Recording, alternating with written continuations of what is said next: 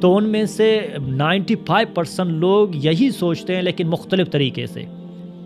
یعنی میں جیسا آپ کا کسی سے لڑائی ہوا، یا آپ کا کسی سے جھگڑا ہوا، یا آپ نے کسی کو نقصان پہنچایا، یا کسی نے آپ کو نقصان پہنچایا، جب آپ گھر میں آتے ہو آنکھیں بند کر کے 10 منٹ میں بیٹھ کے مراقبہ کریں، غور و فکر کریں۔ اگر آپ کے پاس کوئی دوست آنے والا ہو یا کوئی مہمان آنے والا ہو، تو اس دن آپ کیا کرو گے؟ آپ نے کتنے کام کیے، کیونکہ آپ نے اپنے لاشعوری کو شعوری میں لے کے آ گئے۔ AI بس آرڈر دے دو، AI خود آپ کو سب ریڈی کر کے دے دے گا، بس آپ کا کیا کام، اس کو بس اس پہ مینیج کرنا ہے، اس کے لائف کو گزارنا ہے، اس کو اپنے لائف پہ کارآمد کرنا ہے، دیکھنا، سننا، محسوس کرنا۔ تو یہ سارے انہی میں انسٹال ہو رہے ہیں کہ وہ ایک روبوٹ یہ کیسے کر سکتا ہے، اور جگہ پڑا ہوا فوت ہو گیا۔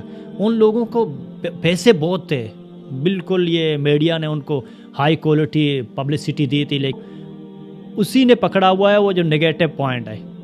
تو اس نے کہا یہ آپ نے جو کہا غلط کیا۔ اس نے کہا بھائی آپ موبائل بھی آپ کا نہیں سنے گا، وہ بولے گا، آپ کو سننا ہے۔ معافی مانگنا سیکھ لو۔ جب آپ معافی مانگنا سیکھ لو گے نا، تو معاف کرنے والے بہت ملیں گے۔